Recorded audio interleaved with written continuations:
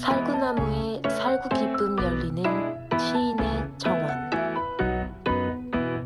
대추나무에 대추 희망 열리는 풀잎 놀이터, 표광소 시인의 정원.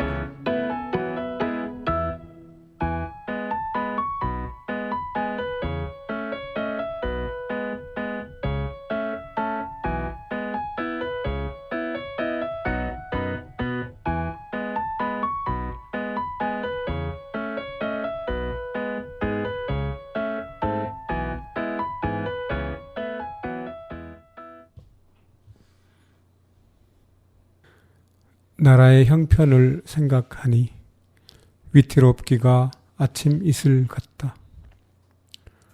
조정에는 계책을 결정할 인재가 없고 초야에는 나라를 바로잡을 주춧돌이 없다.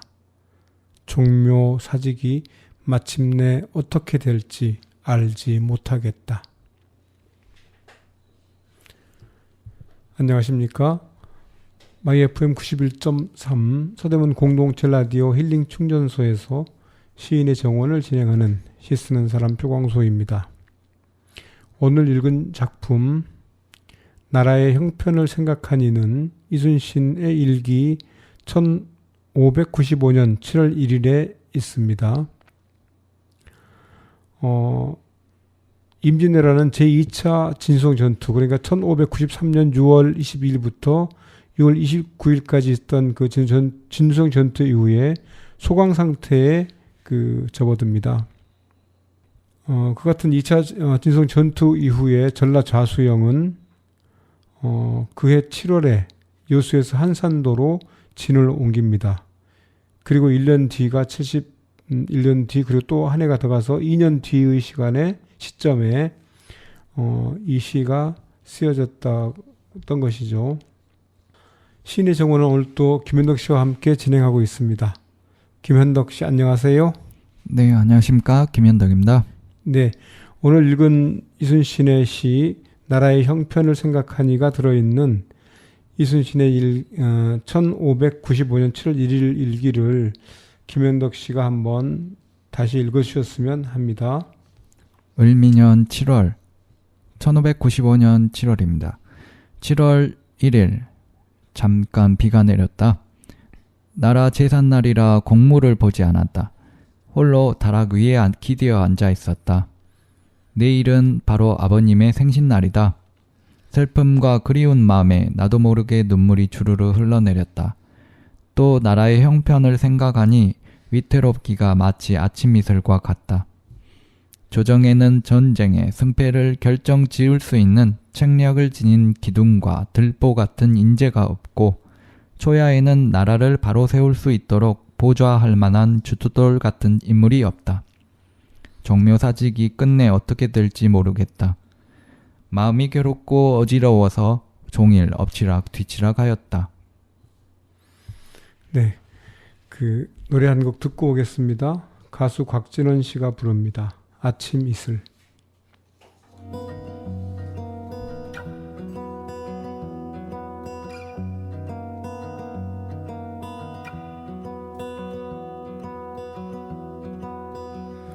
긴 밤지 새우고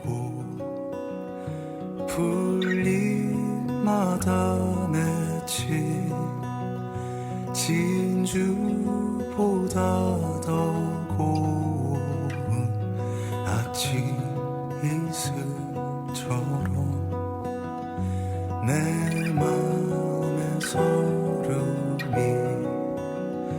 알알이 맺힐 때 아침 동산에 올라 작은 미소를 배운다. 태양은 묘지 위에 붉게 떠오르고 한낮에 찌는 더위는 나의 시련일지라 나 이제 가노라 저 거친 광야에 서러움 모두 버리고 나 이제 가노라 나 이제 가노라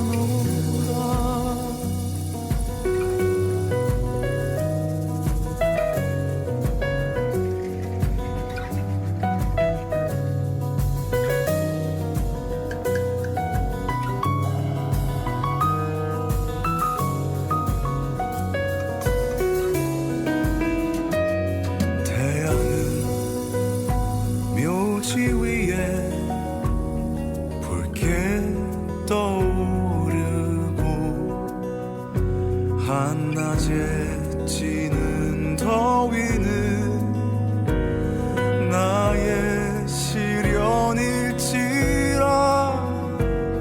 나 이제 가노라 저 거친 광야에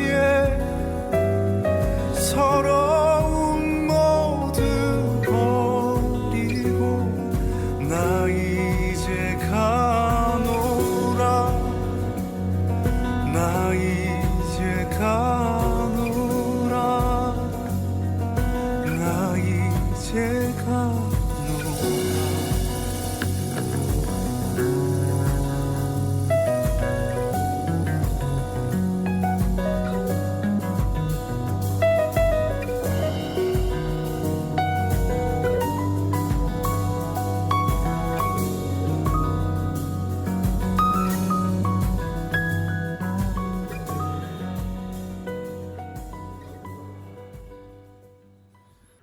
그 이순신의 일기를 보면 매달 초 1일과 15일에 망골례를 합니다. 그러니까 임금이 있는 쪽을 바라보며 예를 올리는 것인데요. 아마 이 시와 일기가 있는 그 7월 1일에도 새벽에 망골례를 했을 것이라고 짐작이 갑니다. 그리고 또 한편 그 나라의 형편을 생각하니라고 하는 시는 장군께서 1594년 11월 28일 메모에도 똑같은 글이 있는데 거기에 보면 초야에는 나라를 바로 세울 수 있는 그 주춧돌 같은 인물이 없고 조정에는 전쟁의 승패를 결정지을 수 있는 책략을 지닌 들보 같은 사람이 없다라고 하는 메모가 나옵니다. 그리고 이제 그 메모를 써놓은 게 11월 28일인데 해가 바뀌어서 1595년 7월 1일자 일기에 이 시를 이제 쓰신 거죠. 그래서 아마 메모를 해놨다가 그것이 이제 몇 달 뒤에 시로서 다시 만드신 거 아닌가라는 짐작을 해보았습니다. 오늘은 이 시가 있는 1595년, 그러니까 을미년의 일기 그 시를 중심으로 전후에 있는 일기를 한번 읽어볼까 합니다. 을미일기는 사실은 현재 분실 상태에 있습니다. 그러니까 그러니까 이순신의 일기를 정조 임금이 이렇게 난중일기라고 이름을 지어서 이제 발행을 했는데요. 근데 그때 발행할 당시에 임금에게 보고하는 글이었기 때문에 이순신이 쓰신 글을 약간 좀 수정했다고 볼 수도 있는 내용도 좀 있습니다. 그러니까 현재 초고본이 남아있는 거는 다른 일기는 다 초고본이 남아있는데 을미일기, 그러니까 1595년자 일기는 지금 없는 상태거든요. 언제 없앴는지는 아직 지금 정확하게 밝혀지지 않고 있고요. 아마 강점기, 일본 강점기 시절에 아마 그때 아마 없어지지 아닌가 하고 짐작이 됩니다. 근데 하여튼 그걸 고려하면서, 그러니까 그런 내용을 고려하면서 일기를 한번 읽어볼까 합니다. 자, 시작하겠습니다. 1595년 7월 1일 일기를 쓸 때 전후인데요. 1595년 5월 24일부터 읽기 시작하겠습니다.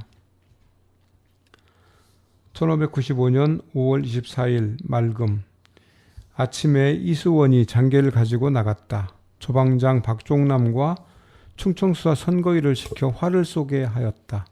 쇳물을 부어 소금 굽는 가마를 만들었다. 7월 25일 맑다가 저녁 나절에 비가 내렸다. 경상수사, 우수사, 충청수사가 모여서 같이 활 9순을 쏘았다. 충청수사가 술을 내어 몹시 취하여 헤어졌다. 경상수사 배설에게서 김응서가 거듭해서 대간들의 혹평을 받고 있고 원수도 거기에 끼었다는 말을 들었다. 26일 늦게 갬 홀로 대청에 앉아 있었다. 충청수사와 새 조방장과 함께 종일 이야기하였다. 저녁에 현덕린이 들어왔다. 5월 27일 맑다. 활 10순을 쏘았다. 수사 선거이와 두 조방장이 취하여 돌아갔다. 정철이 서울에서 지내왔다. 장계 회담 내용에 김응서가 함부로 강화에 대하여 말한 일을 죄로 돌린다는 말이 많았다. 영의정과 좌의정의 편지가 왔다. 28일 저녁 내내 흐리더니 저녁 비가 크게 쏟아졌다. 밤새 바람이 크게 불어 전선을 안정시킬 수 없어 간신히 구호했다. 식후에 선수사와 새 조방장과 이야기했다. 5월 29일 비바람이 그치지 않고 종일 퍼부었다. 사직의 위험과 영험에 힘입어 겨우 조그마한 공로를 세웠는데 임금의 총애를 받는 영광이 너무 커서 분에 넘친다. 장수의 직책을 띈 몸으로 티끌만한 공로도 바치지 못했으며 입으로 교서를 외우지만 얼굴에는 군인으로서의 부끄러움이 있을 뿐이다.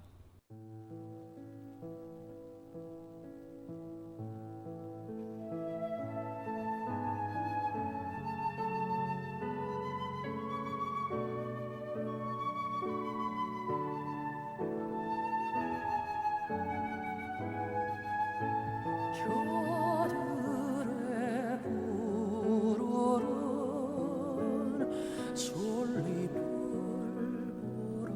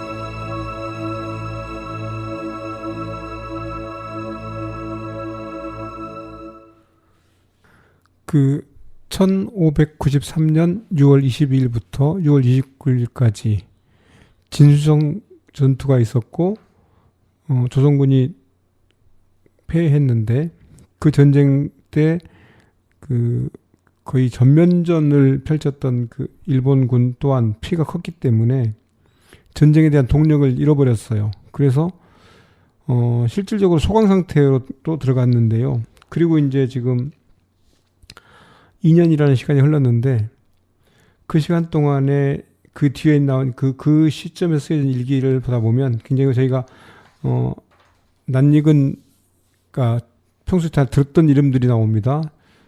경상수사 배설이라고 하는 사람이 나오죠. 또 그 충청수사 선거이라고 하는 장군도 나옵니다. 아마 저희 그 난중 일기를 읽는 과정에서 몇 번 거론됐던 인물들이기도 해서 그 귀에 익으실 텐데요. 그런가 하면 또 한 사람 정철이라는 인물이 나오는데 이 정철은 저희가 아는 그 송광 정철이 아니고요. 아마 그 정철이 아니고 무관으로서 이순신 막하에 있던 장군인데요. 그 장군이 이제 그 가져온 소식이 굉장히 좀 뜻밖의 소식입니다. 김응서가 함부로 강화에 대하여 말한 일을 죄로 돌린다라고 하는 내용의 이제 있거든요. 그 내용이 어떤 내용이냐 하면 김응서라는 사람이 일본과 그 사사로이 그렇게 만나면서 적장에게 편지도 보내고 했는데 소소행장 그러니까 그 적군의 장수에게 대인이라고까지 이렇게 칭호를 했다고 하면서 선조가 굉장히 화를 내고 그를 추국해서 죄를 주고 그렇게 하는 상황이었습니다. 그래서 그런 것들을 보면 조선 같은 경우는 그 전쟁의 소강 상태에 있긴 하지만 적개심이라든가 그들과 어떤 그런 굉장히 좀 이렇게 철천지 원수로서 대하고 있는 상황인 것이죠. 그렇다고 해서 뭐 휴전 협정을 했던 것도 아니고 그냥 자연스럽게 소강 상태에 있는 것이었고 명나라와 그 일본 사이에서 그 강화에 대한 얘기가 오고 갔던 상황이었던 것이죠. 이제 그런 것을 짐작해 볼 수 있는 내용이었습니다. 자, 이제 6월달 일기를 또 한번 읽어보겠습니다. 6월 1일 늦게갬 권준, 박종남, 신호, 새 조방장과 웅천 현감, 거제 현령과 함께 활 15순을 쏘았다. 선거의 수사는 이질에 걸렸기 때문에 활을 쏘지 못했다. 새로 번을 서는 영리가 들어왔다. 6월 2일 종일 가랑비 내리다. 식사를 한 뒤에 대청에서 공무를 받다. 한비가 돌아갔다. 어머니께 편지를 썼다. 영리 강기경, 조춘종, 김경희, 신홍언이 모두 당직을 마치고 나왔다. 오후에 가덕진 첨사, 천성만호, 평산포 만호, 정량 첨사 등이 와서 봤다. 천성보 만호, 윤홍련이 와서 청주의 이계의 편지와 서석부의 편지를 전하며 김계가 지난 3월에 죽었다고 했다. 비통함을 이길 길이 없다. 저물 무렵에 권영경이 영감이 와서 이야기했다. 3일 흐리나 비는 오지 않았다. 식후에 나가 공문을 보았다. 각처에 공문을 작성하여 보냈다.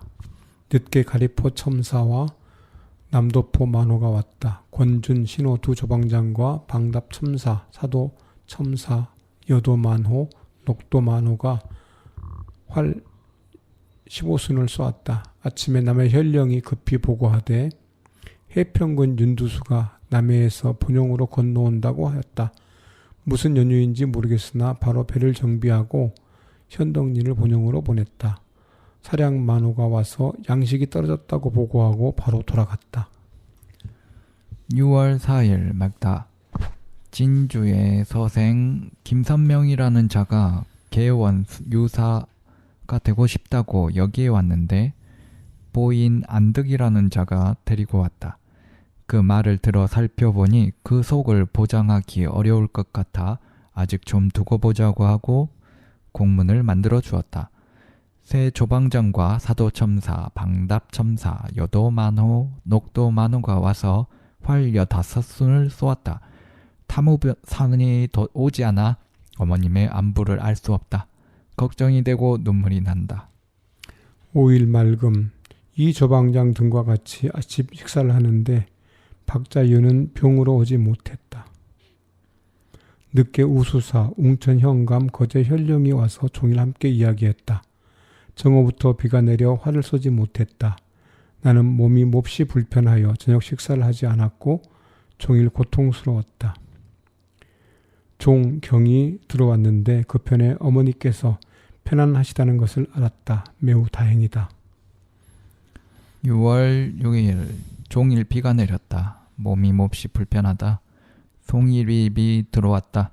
급편에 토양장의 농사 형편을 들으니 흥양현감이 무척이도 애를 썼기 때문에 추수가 잘 될 것이라고 했다. 개원유사 리명도 힘을 많이 쓴다고 했다.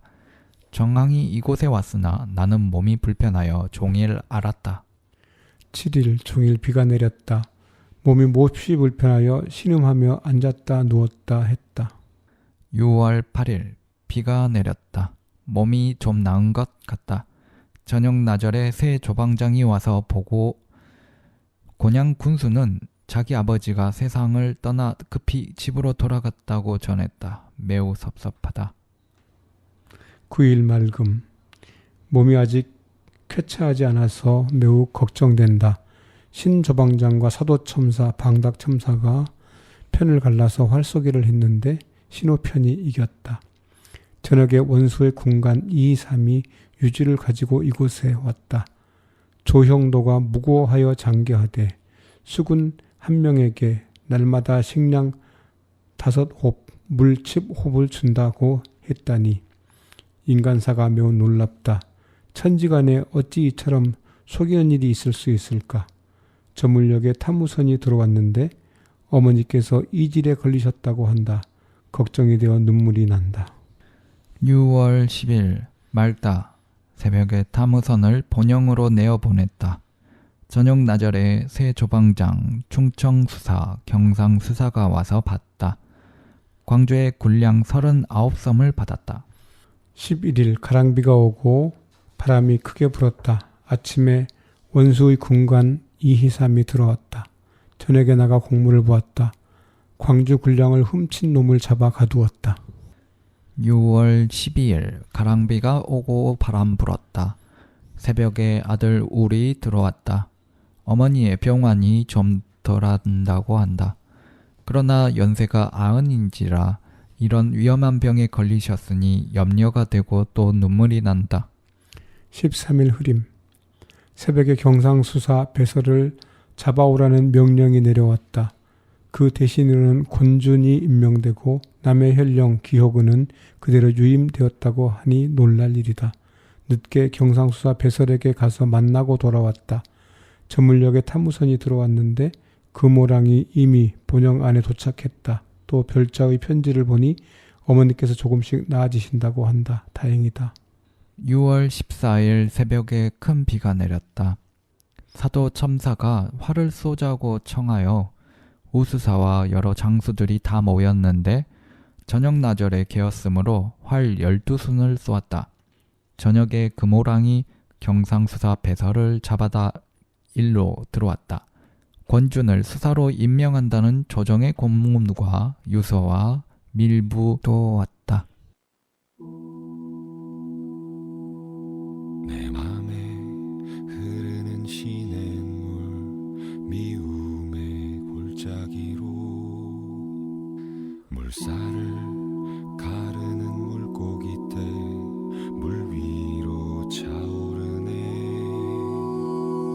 냇물은 흐르네 절망을 헤집고 징그런 꿈들을 품에 안고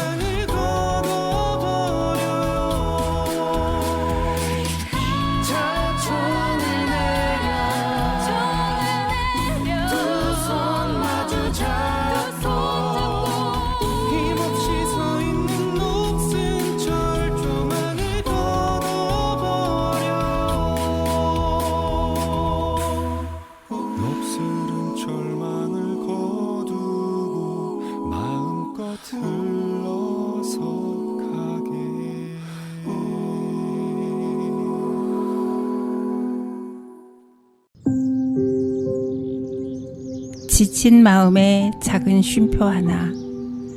아름다운 힐링의 정원에서 재충전하세요. 힐링 충전소 서대문 FM이 함께합니다.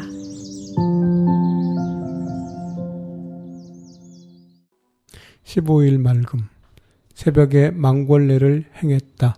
식후에 포구로 나가 배설을 송별하니 마음이 편치 않았다. 아들 울이 돌아갔다. 오후에는 신조방장과 함께 활 10순을 쏘았다. 6월 16일 맑다. 나가 공물을 받다. 순천의 7호선의 장수 장일이 군량을 훔치다가 잡혀왔으므로 처벌했다. 오후에 두 조방장과 미 조항 첨사 등과 함께 활 7순을 쏘았다. 17일 맑음. 바람이 종일 세게 불었다. 경상수사와 충청수사 두 조방장과 함께 활을 쏘았다. 6월 18일 비가 오락가락했다. 진주의 유생 류기룡 및 하웅문이 양식을 데워달라면서 쌀 5섬을 받아갔다. 저녁 나절에 조방장 박종남과 함께 활 15순을 쏘고 헤어졌다. 19일 비가 계속 내렸다. 홀로 누대 위에 앉았는데 잠결에 아들 면이 윤덕종의 아들 울로와 같이 왔다. 이편에 어머니의 편지를 보고 평안이 완쾌된 것을 알게 되니 천만다행이다. 신흥헌 등이 들어와서 보리 76섬을 바쳤다. 6월 20일 비가 오락가락했다. 종일 다락에 앉아서 충성 수사어가 말이 분명치 않다는 말을 들었다. 저녁에 몸소 가보니 중태에 이르지는 않았으나 습한 곳에 기거함으로 일어나는 뼈마디가 저리고 아픈 풍습이라는 병으로 많이 상했다. 무척 염려가 든다. 21일 맑음. 매우 더웠다. 식후에 나가 공문을 보았다. 신흥헌이 들어왔다. 거제 현령이 또 왔다. 경상수사가 보고하되 평산포 만호의 병이 중하다고 한다. 그래서 내보내라고 적어서 보냈다. 6월 22일 맑다. 할머니의 제삿날이라 공물을 보지 않았다. 경상수사가 와서 봤다. 23일 맑음. 두 조방장과 함께 활을 쏘았다. 저녁에 배용수가 돌아갔다. 6월 24일 맑다. 우도의 각 고을과 포구의 부정사실을 조사했다. 음탕 계집 12명을 잡아다가 그 대장을 아울러 처벌했다. 저녁 나절에 침을 맞아 활을 쏘지 않았다. 허주, 조카 해가 들어왔다. 전마도 왔다. 기성백의 아들 기징원이 그의 서숙부 기경춘과 함께 왔다. 25일 맑음. 원수의 공문이 들어왔는데 새 위장을 세 패로 갈라 보낸다고 하였다. 또 고니시 유키나가 일본에서 와서 강화할 것을 이미 결정했다고 한다. 저녁에 박 조방장과 함께 충청수사에게 가서 그의 병세를 살펴보니 괴이한 점이 많았다. 6월 26일 맑다. 식사를 한 뒤에 공물을 보고 활 15순을 쏘았다. 경상수사가 와서 봤다. 오늘이 권은경의 영감 생일이라고 했다. 그래서 국수를 만들어 먹고 술도 몹시 취하여 검은고도 듣고 피리도 불다가 저물어서야 헤어졌다. 27일 맑음. 허주와 조카 해, 기운로 등이 돌아갔다. 나는 신조방장과 거제 현감과 함께 활 10순을 쏘았다. 6월 28일 맑다. 나라 제삿날이라 공물을 보지 않았다. 29일 맑음. 일찍 대청으로 나갔다. 우수사가 와서 활 10순을 쏘았다. 6월 30일 맑다. 문어공이 날 삼을 사들일 일로 나갔다. 이상록도 돌아갔다. 저녁 나절에 거제 현령 영등포 만호가 와서 봤다. 방답 첨사 녹도 만호 조방장 신호가 활 15순을 쏘았다.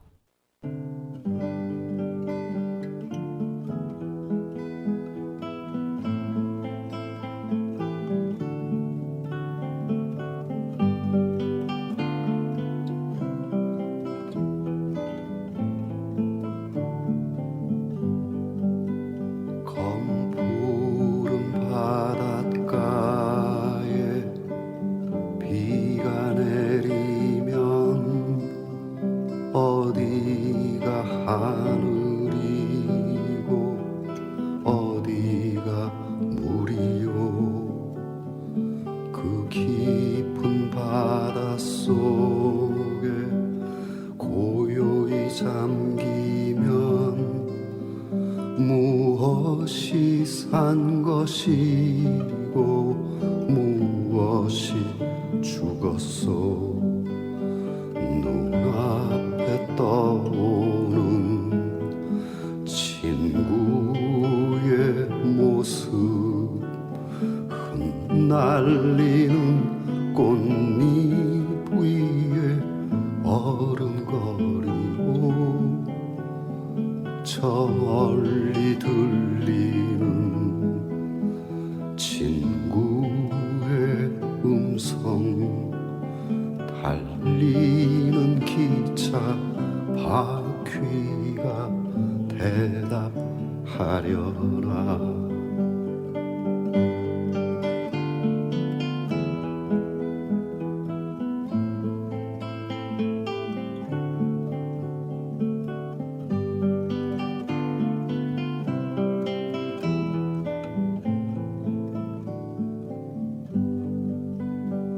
눈앞에 보이는 수많은 모습들 그 모두 진정이라 우겨 말하면 어느 누구 하나가 홀로 일어나 아니라고 말할 사람 어디 있겠소 눈앞에 떠오른 친구의 모습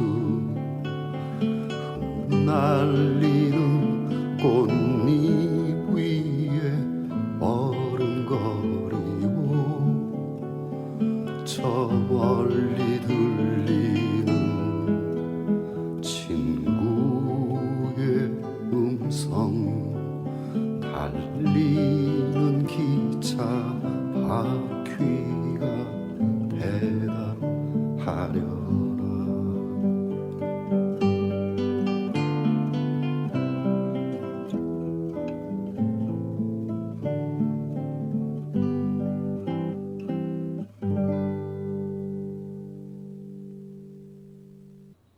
네, 가수 김민기 씨가 부른 친구 듣고 왔는데요. 6월달 일기를 저희가 읽었는데 거기에 보면 이순신 장군의 아주 절친이 나옵니다. 다름 아닌 선거위 장군인데요. 선거위 장군이 지금 이질에 걸려 있다는 일기 내용이었습니다. 이질은 굉장히 무서운 병이었던 것 같습니다. 발열도 있고 권태감이 들고 식욕도 부진하고 그러다가 갑자기 40도까지 올라가는 고열로 시달리기도 하고 구토가 일어나기도 하고 나중에는 이제 호흡곤란과 순환장애 때문에 악화되어서 결국 사망에 이르는 그런 병이라고 이렇게 찾아보니까 나와 있더라고요. 근데 그 병에 걸렸기도 한데 굉장히 걱정되는 상황인데 지금 병에 걸린 사람이 선거위뿐만이 아니에요. 어머니도 지금 병에 걸려 있고 평산포 만호도 지금 병에 걸려 있었다고 지금 돼 있지 않습니까? 이순신 장군, 그러니까 임진왜란 당시에 이순신 장군이 이끌었던 수군, 전라자수영 수군은 한산도로 가기까지, 그러니까 휴전 상태, 소강 상태가 되기까지 전쟁에 사망한 사람이 60명이 되지 않았습니다. 정확하게 숫자는 한 56명 정도 됐고요. 또 그 이상은 저도 않았는데 갑자기 전염병이 도는 바람에 한 해 동안 600명 정도가 돌아가십니다. 그러니까 전쟁터에서는 60명이 돌아가셨는데 그러니까 전염병 때문에 일병이 돌아가는 그런 사고가 있었어요. 이 일기가 있기 1년 전에. 그리고 지금 현재도 여러 가지 병들이 있어서 지금 고통당하고 있다는 상황이 읽혀지고 있습니다. 자, 이제 오늘 읽은 나라의 형편을 생각하니라고 하는 시가 있는 일기를 또 읽어보겠습니다. 7월 1일자 일기입니다. 7월 1일 잠깐 비가 내렸다. 나라 제삿날이라 출근하지 않고 홀로 누대에 기대어 있었다. 내일은 돌아가신 부친의 생신인데 슬프고 그리워하는 생각에 나도 모르게 눈물이 흘렀다. 나라의 정세를 생각하니 위태롭기가 아침 이슬과 같다. 안으로는 계책을 결정할 동량이 없고 밖으로는 나라를 바로잡을 주춧돌이 없으니 종묘사직이 마침내 어떻게 될 것인지 알지 못하겠다. 마음이 어지러워서 하루 내내 뒤척거렸다. 7월 2일 맑다. 오늘은 돌아가신 아버지의 생신날이다. 슬픈 마음이 들어 나도 모르게 눈물이 흘렀다. 저녁 나절에 활 10순을 쏘고 또 철전 5순, 편전 3순을 쏘았다. 3일 맑음 아침에 충청수사에게로 운병을 갔다. 많이 나았다고 한다. 늦게 경상수사가 이곳에 와서 서로 이야기한 뒤에 활 10순을 쏘았다. 이경에 탐무선이 들어왔는데 어머니께서 평안하신 하나 밥맛을 쓰시다고 한다. 매우 걱정이다. 7월 4일 맑다. 나주 판관이 배를 거느리고 진으로 돌아왔다. 이전 등이 산 일터에서 노 만들 나무를 가지고 와서 바쳤다. 식사를 한 뒤에 대청으로 나갔다. 미조왕 첨사, 옹천 현감이 와서 활을 쏘았다. 군관들은 내기로 환각군을 쏘았는데 노윤발이 으뜸이었다. 저녁에 리명, 조응복이 왔다.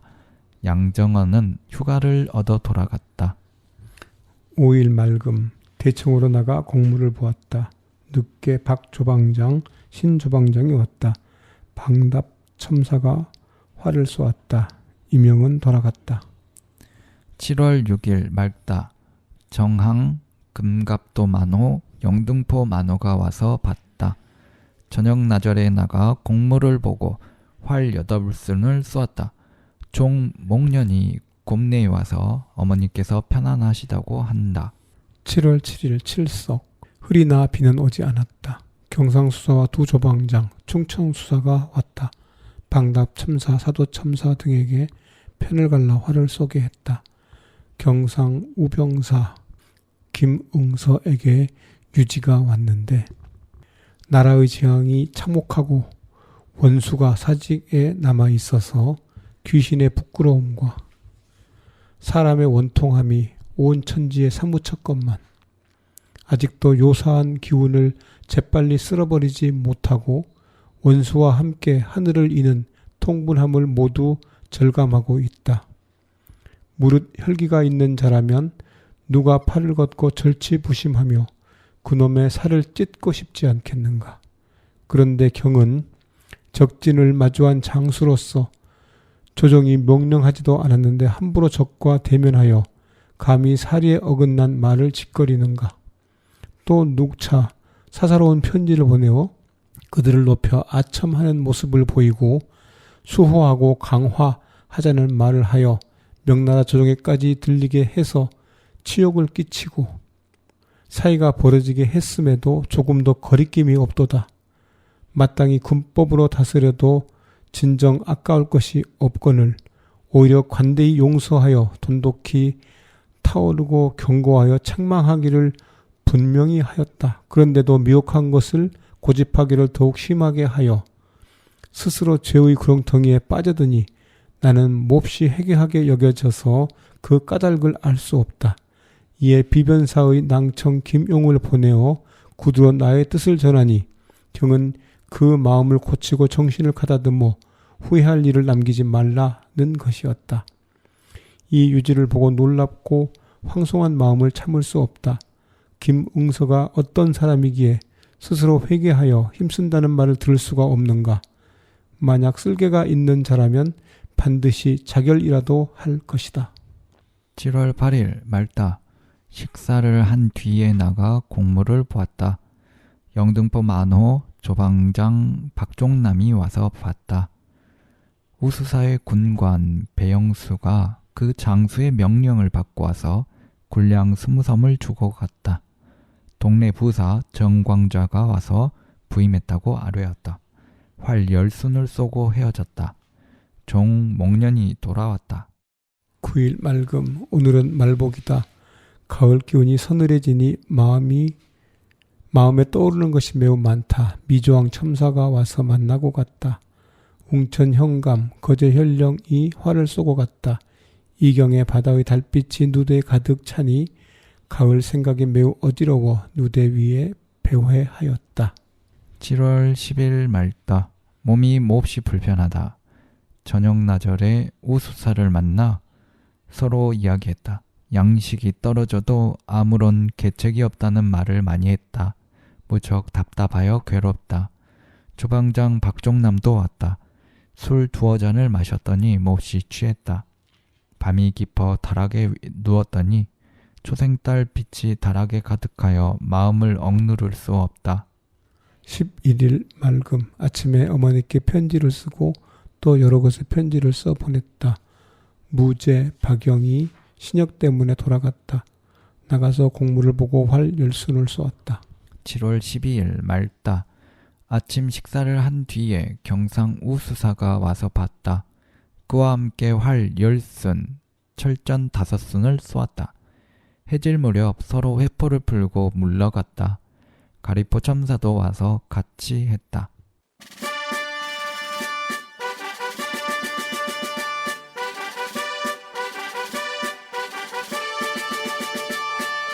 나 태어난 이 강산에 군인이 되어 꽃 피고 눈 내리기 언 30년 무엇을 하였느냐 무엇을 바라느냐 나 죽어 이 흙 속에 묻히면 그만이지 다시 못 올 흘러간 내 청춘 푸른 옷에 실려간 꽃다운 이내 청춘 아들아 내 딸들아 서러워 마라 너희들은 자랑스런 군인의 자식이다 좋은 옷 입고 부냐 만난 건 먹고 부냐 하서라 말아라 군인 아들 너로다 다시 못 올 흘러간 내 청춘 푸른 옷에 실려간 꽃다운 이내 청춘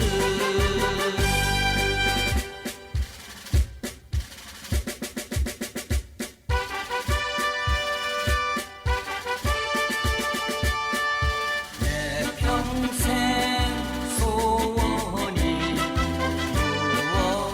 무엇이더냐 우리 손주 손목 잡고 금강산 구경일세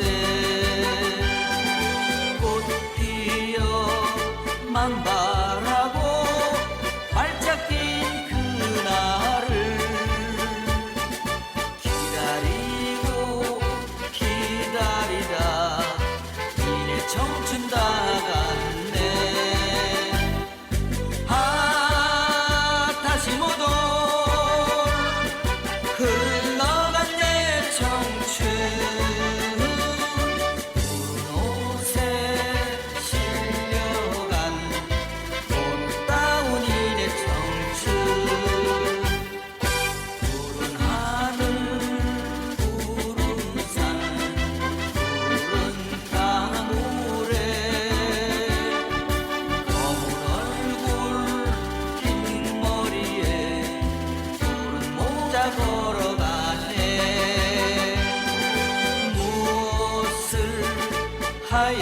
걷느냐 무엇을 바라느냐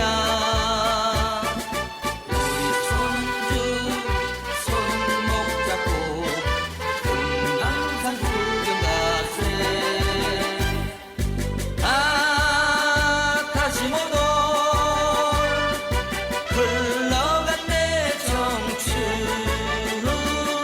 푸른 옷에 실려간 꽃다운 이내 청춘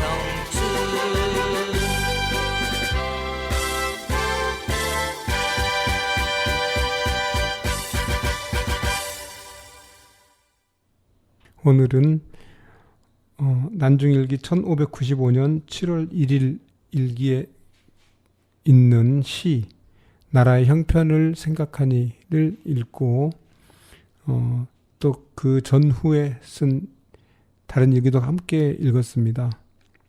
일기를 소개하는 동안에 그 5편 정도의 그 노래를 들었는데요. 곽진원 씨가 부른 아침 이슬, 양희은 씨가 부른 상록수, 메이트리가 부른 철조망 앞에서, 김민기 씨가 부른 친구, 이홍렬 씨가 부른 늙은 군인의 노래였습니다. 오늘 소개한 시 나라의 형편을 생각하며는 사실은 그보다 몇 달 전, 그러니까 1594년 11월 28일 일기 뒤편에 있는 메모, 그러니까 운명을 피하기 어렵다라고 하는 내용의 메모에 그 딸려 있는 그 글을 나중에 시로 만들었다고 생각됩니다. 이 메모 다음 구절이 또 있는데요. 그 메모 전체를 다 읽어보면 이런 글도 있습니다. 나를 알고 적을 알면 100번 싸워 100번 이기고, 나를 알고 적을 모르면 한 번 이기고 한 번 질 것이다. 나를 모르고 적을 모르면 매번 싸울 때마다 반드시 패할 것이다. 이는 만고의 이론이다. 라는 메모도 함께 있었습니다. 네, 오늘 여기까지 읽고 또 다음에 뵙겠습니다. 나라의 형편을 생각하니 위태롭기가 아침 이슬 같다.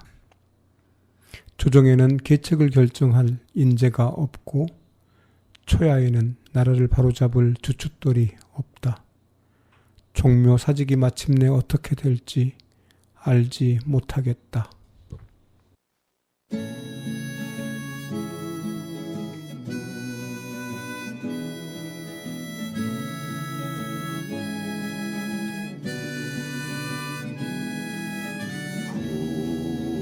홍빛 새털구름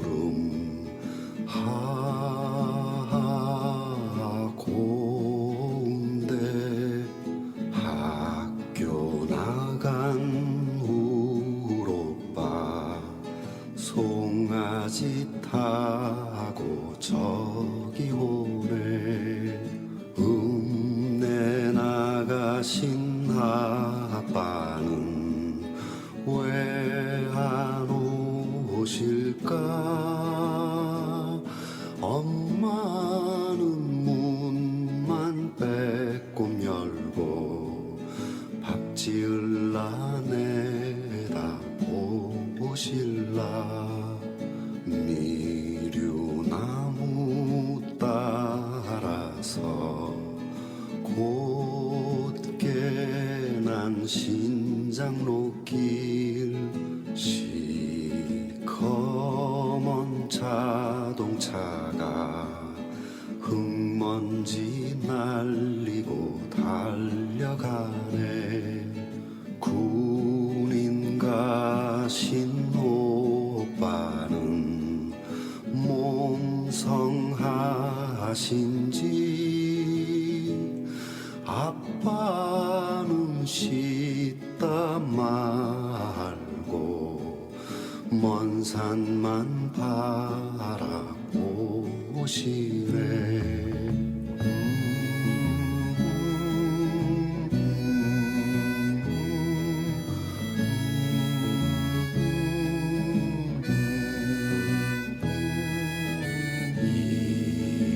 이웃집 분이네는 무슨 잔치 벌 돌렸나 서울서 학교 댕긴다던 큰언니 오면 돈 벌러 간 울언니는 무얼 하는지 엄마는 괜히 눈물바람 아빠는 괜히 헛기침만 겨울 가고 봄 오면 학교도 다시 간다는데 송아지는